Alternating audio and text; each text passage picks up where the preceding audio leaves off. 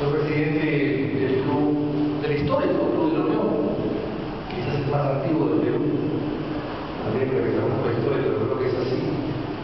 El que más antiguo y que sobrevive hasta el día de hoy siempre con éxito.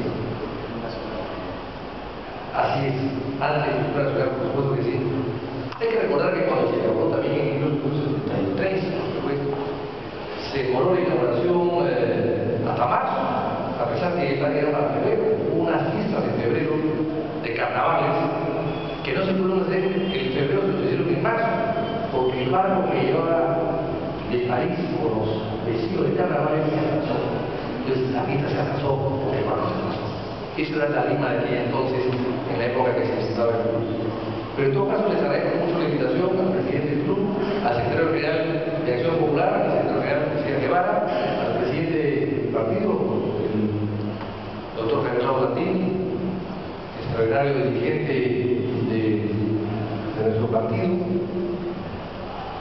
el demócrata Carlos Cabal, defensor de la prensa también, el doctor Eras Estela, gran canciller de la República, secretario general del partido en otras oportunidades, y saludar también a César Campos, que ha hecho una brillantísima exposición, y al ingeniero Mo. Yo quisiera simplemente, ya que se han hecho algunas revelaciones aquí interesantes que ha hecho César Campos en una larga historia de la UNE, la libertad de prensa, y de Acción Popular en la libertad de prensa, esta historia de respeto absoluto de Belaúnde por la prensa, a pesar que la prensa no había sido nunca generosa con Belaúnde. Del año 56 que Belaúnde aparece en la escena nacional, porque había sido diputado en el 95, había sacado 72.142 votos, la segunda votación después de Roberto Sánchez, siendo un hombre muy joven y prácticamente desconocido, fue diputado en el año 48, pidió la censura de Manuel Odría, que era Francisco Busco, lo protegió a Odría, y él admitió que eso era peligroso y efectivamente Odría dio el golpe de Estado poco tiempo después. Y se volvió a la normalidad de Martín Adán, a la dictadura. Pero en el 56, Belaúnde surge en la política y no tenía medios de comunicación. En fin, algunos entusiastas, medios jóvenes, lo apoyaban, pero en general la prensa tradicional no lo apoyaba. Estaban entre dos grandes banqueros, Prado, Banco Popular, Lavalle, Banco de Estella. Surge Belaúnde entonces con una categoría muy interesante, a pesar de que un año antes el dictador de Ochenio había ya ganado el voto de la mujer con la idea probablemente de que las mujeres votarían por él, que él se sentía un hombre apuesto, y dio este voto de la mujer, que ya lo había heredado un año antes con Evita Perón, pero dio el voto a la mujer porque creyendo que la mujer podría votar por él sin que él otra vez hacía una bajada al llano y era candidato a la reelección, algo que no sucedió por diferentes problemas internos, entre ellos por su propio problema, en una caída que tuvo en la Casa de la Perla, se fracturó la cadera y claro, y en silla de ruedas no podía haber candidato presidencial. Pero bien, Belaúnde entonces no tuvo la aceptación inmediata de la prensa, sí de la juventud. Aquí está Martínez, que es uno de los fundadores del Frente de Juventudes, que lo promocionaba y lo alentaba. Pero luego, en el 62, surge también el mismo problema. La prensa ya de alguna manera ubicada en los candidatos de aquel entonces, y Belaúnde un poco sin una prensa que pudiese respaldarlo.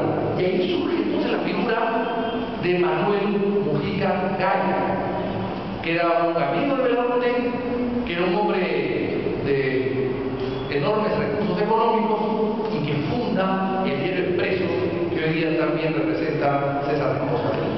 El diario Expreso lo funda Manuel Mujica Gallo para respaldar la candidatura del presidente Belaúnde. Antes, todos los diarios en esa época también había diarios de Prado, La Crónica, había Última Hora, había La Prensa, etc. Todos los diarios que querían ya apoyar a otros candidatos que no fuesen este candidato novedoso, algo revolucionario, que de acuerdo al artículo 3 del Estatuto de Acción Popular era pues revolucionario, democrático, popular y nacionalista.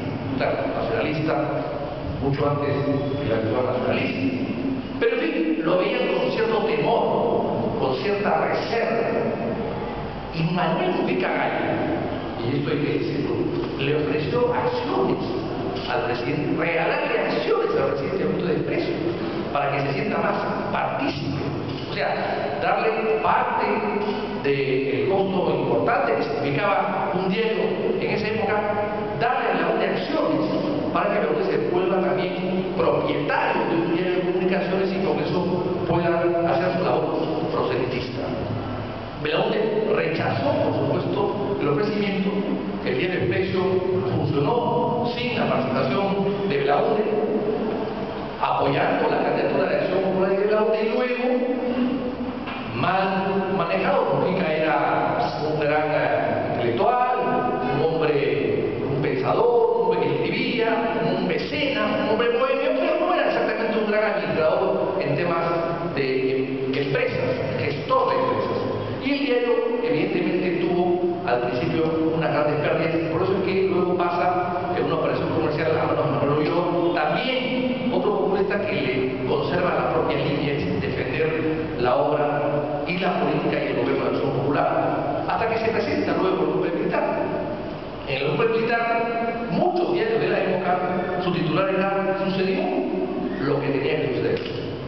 O sea, justificaban, algunos aplaudían, otros decían tímidamente que había pasado lo que ya se venía a venir, pero no criticaban abiertamente el golpe, excepto lógicamente el diario Expreso. Por eso el diario Expreso, el año 70, es el primer diario expropiado por la dictadura militar, y Velasco lo convierte, como él quería, en el mastín de la revolución, y pone ahí, al frente del diario Expreso, a una serie de gente vinculada a su gobierno, de todo su gobierno, entre ellos el doctor Alberto Celis, y efectivamente se vuelve pues el mastín de la revolución, criticando y persiguiendo a la gente de Acción Popular y defendiendo la obra, entre comillas, revolucionaria de la Fuerza Armada, hasta que finalmente cae toda la prensa del 74 y ya la prensa se vuelve monopolio. Y esa monopolio de la prensa crea un problema que llega el año 80 con Belaúnde al poder y que tiene que darse algún tipo de solución, que aquí muy bien César Campos, muy ilustrado en el tema de la prensa, de los avatares de la prensa en aquellas épocas, ha narrado. El año 80, cuando Belaúnde llega al poder, como ustedes saben, él dice: "Yo no dormiré una noche en Palacio si no devuelvo los dineros a sus legítimos propietarios". Y lo cumplió firmemente. Se sentó en el Palacio de Gobierno, en el Salón de Acuerdos, en la Sala de Acuerdos, y con Álvaro Landini en la fotografía de aquella época, Arias Estela en la fotografía de aquella época, con algunas menos canas, que actualmente luce, pero siempre con el mismo semblante, estaban presentes ahí para firmar los famosos decretos que han narrado César Campos para la devolución de los periódicos. Porque claro, finalmente eran periódicos que habían sido propios un decreto ley, y por lo tanto se requería de una ley para la devolución. Pero claro, la artimaña legítima, digamos, planteada en ese momento, hizo que en esa misma noche tomasen posesión de los periódicos sus legítimos propietarios con los directores que había mencionado. Pero se echa a andar el proceso democrático y después vienen los periódicos, que la situación de que todos decían lo mismo, excepto Expreso, que todos tenían los mismos titulares, excepto Expreso, que era mucho más fanático de la revolución a partir de los 70, había hecho que la gente tuviera interés en comprar diversos periódicos. La gente se dedicaba a comprar solamente el comercio, ya no compraba la prensa, por ejemplo.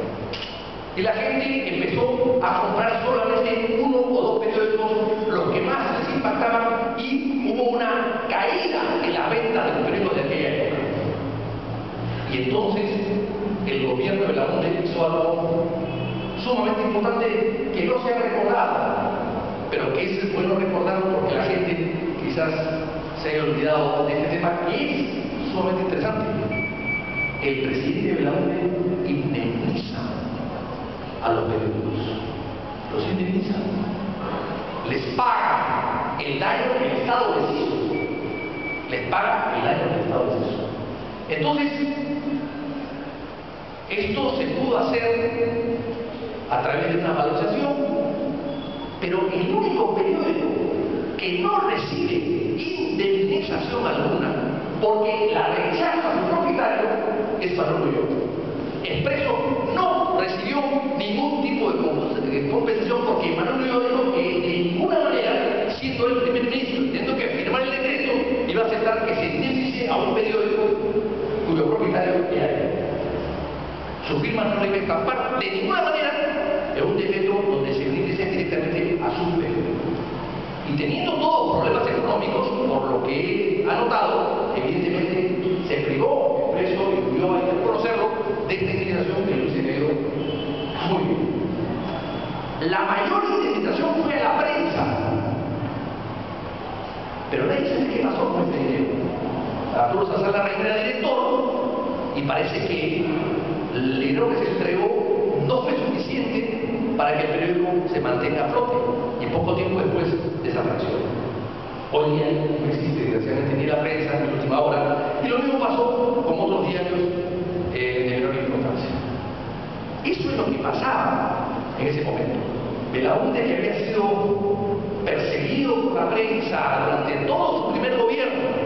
Hay que recordar que la página 11 fue una acusación constante y permanente que tumbó al gobierno, una página que nunca existió y que después se descubrió que estaba en blanco, la que había, la que quedaba, la única copia que quedaba estaba en blanco, y se hizo todo una trama inmensamente grande con la ayuda de la prensa de aquella época para destruir a un gobierno y evidentemente fomentar o quizás golpe de Estado a cuenta de una gran mentira. Y esa responsabilidad evidentemente la tiene de alguna manera la prensa de aquella época. Pues bien, a pesar de eso, Belaúnde no podía salir del palacio ni una sola noche si la prensa no estaba en poder de sus distintos propietarios. Y luego viene la indemnización. Yo recuerdo esto porque César Ramos representa a ese periódico. Pero luego viene, en una etapa de amplísima libertad, la Fundación de la República, con varios accionistas, entre ellos Gustavo Mome, padre del actual director de la República. Con Gustavo Mome, Belaúnde tenía una relación muy cercana. Era ingeniero, igual que él, Belaúnde era arquitecto. Eran constructores. Mome era un gran constructor. Mome era una persona que hacía cosas, que construía cosas, que tenía una compañía más constructora con mucho éxito. Era un ingeniero muy talentoso y populista y muy metido en el partido. Pero claro, la política los une, también la política